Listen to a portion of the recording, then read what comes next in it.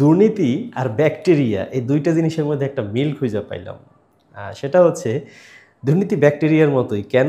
কারণ bacteria day by day খুবই বিধ্বংসী হয়ে যাচ্ছে, এরা অ্যান্টিবায়োটিক রেজিস্ট্যান্স হয়ে যাচ্ছে। কারণ মানুষ ইচ্ছামতো অ্যান্টিবায়োটিক খায়, যত্রতত্র অ্যান্টিবায়োটিক বিক্রি হচ্ছে, প্রেসক্রাইব হচ্ছে, মানুষও ইচ্ছামতো কিনে খাচ্ছে।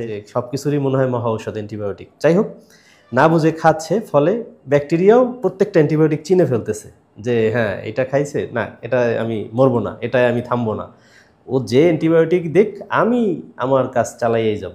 বাংলাদেশের দুর্নীতিও ব্যাকটেরিয়ার মতো হয়ে গেছে। আপনি যেই সরকারি আসুক আর যত রকমেরই প্রতিরোধমূলক ব্যবস্থা নিক বা হচ্ছে জিরো টলারেন্স ঘোষণা করুক, দুর্নীতি তার রূপ পাল্টায়। দুর্নীতি হচ্ছে প্রতিরোধের সাথে পাল্লা দিয়ে দুর্নীতি হচ্ছে ব্যাকটেরিয়ার মতো বিধ্বংসী হয়ে যাচ্ছে এবং সমাজে রন্ধে রন্ধে পৌঁছে গেছে। সো এটার জন্য, দুর্নীতি প্রতিরোধের জন্য মানে এখন একটা ম্যাসিভ অ্যান্টিবায়োটিক ডোজ দরকার, যে অ্যান্টিবায়োটিক এখনও আবিষ্কার হয় নাই বাংলাদেশের জন্য। সেই অ্যান্টিবায়োটিক আসুক, দুর্নীতি প্রতিরোধ হোক, দুর্নীতি নির্মূল হোক, সেই আশাবাদ ব্যক্ত করি। বেঁচে থাকলে দেখা হবে। Bye bye.